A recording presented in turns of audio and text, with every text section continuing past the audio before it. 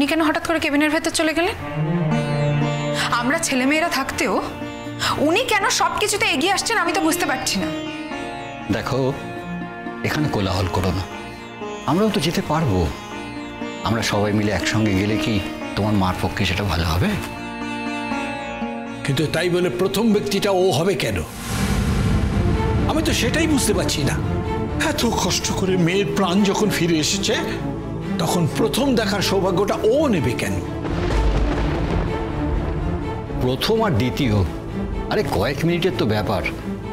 তোমরা এত উত্তেজিত হয়ে পড়ছো কেন? চলো আমরা এখানে না দাঁড়িয়ে কোথাও গিয়ে বসি।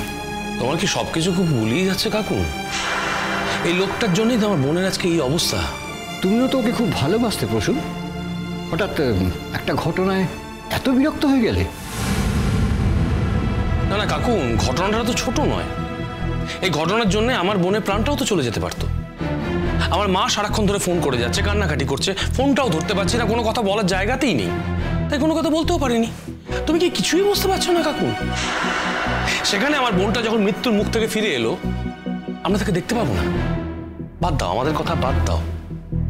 মিঠি তো দেখতে পারতো, বাবিল তো দেখতে পারতো, ওদেরও দেখতে দেওয়া হবে না? সেই উনি যতই প্রমাণ করার চেষ্টা করুন না কেন যে উনি আমার মায়ের একমাত্র বন্ধু, সেটা তো আর ঠিক নয়। উনি যে কি প্রমাণ করতে চাইছেন, কাকে প্রমাণ করতে চাইছেন, সেটাই বুঝতে পারছি না আমি।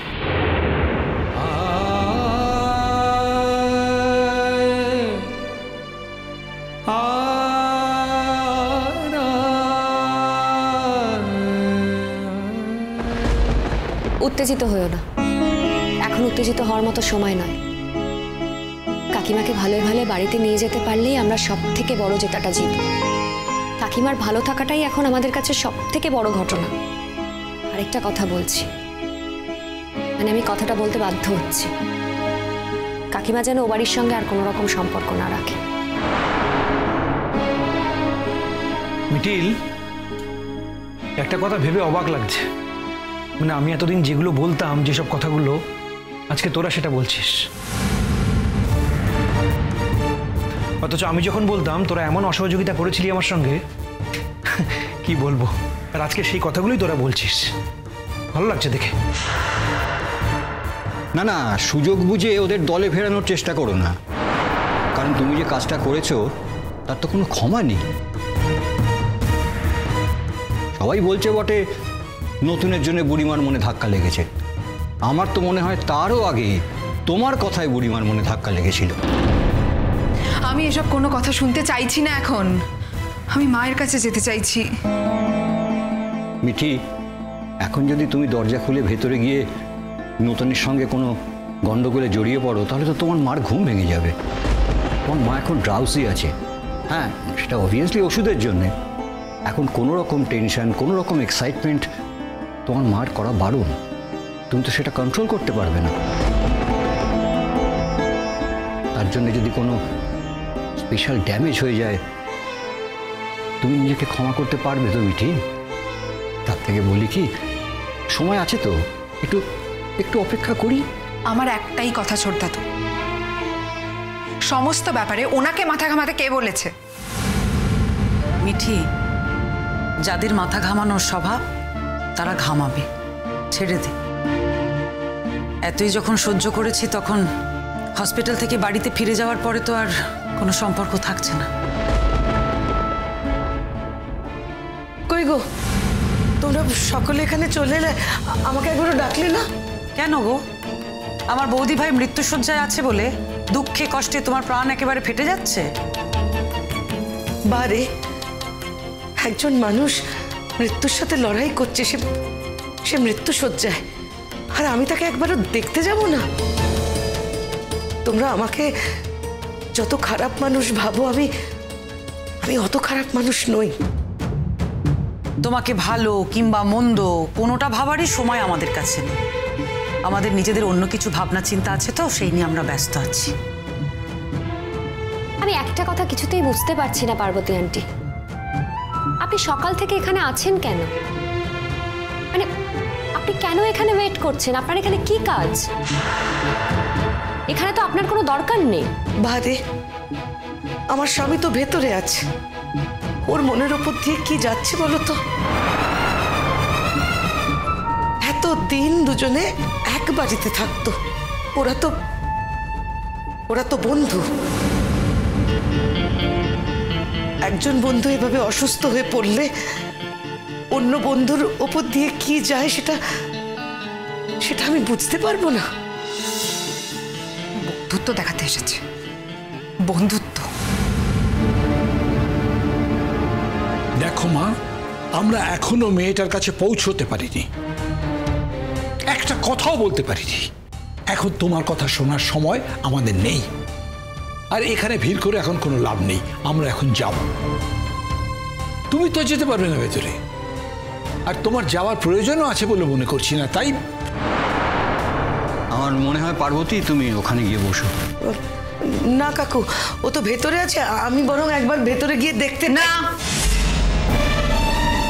ও মা, তুমি আমার সাথে এভাবে কথা বলছো কেন? ও তো ঠিকই বলেছে। আমরা এতগুলো মানুষ এখানে দাঁড়িয়ে আছি, আমাদের সবাইকে টপকে আপনি বা ভিতরে যেতে যাবেন কেন? আপনি বরং এর আগেই আপনার স্বামীকে নিয়ে বাড়ি ফিরে গেলে ভালো করতেন। কতবার তো বলেছি বাড়ি চলো, কিন্তু তোমরা তো জানো মানুষটা তো ওরকমই, ও নিজের কর্তব্য দায়িত্ব ছেড়ে কোথাও যাবে না। অবশ্য এখন তো কমলিনী একটু ভালো আছে, এখন ওকে বললে নিশ্চয়ই বাড়ি যাবে।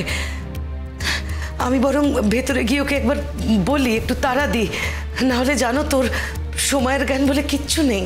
আপনাকে ভেতরে যেতে দেওয়া হবে না। তুমি ভেতরে যাওয়ার আগে আমরা ভেতরে যাব। আমি চাই না যে আমার মায়ের কাছে কোনো আনওয়ান্টেড কেউ যাক। আনওয়ান্টেড? আমি আনওয়ান্টেড? আমি আনওয়ান্টেড হব কেন?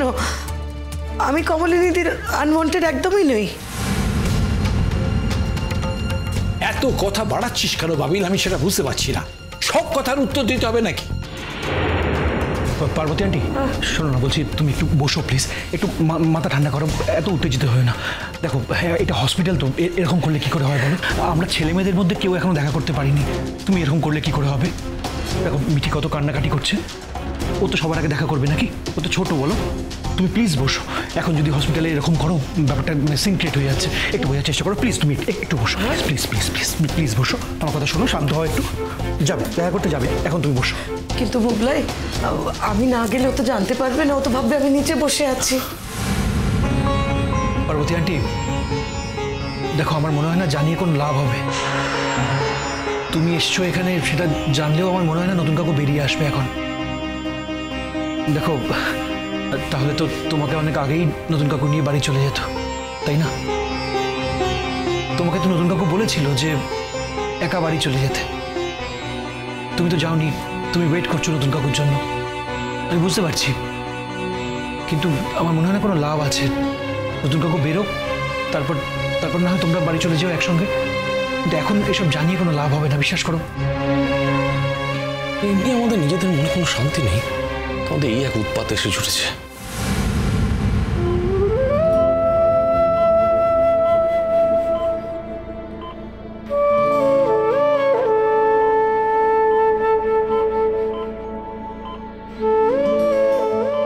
কমলিনী,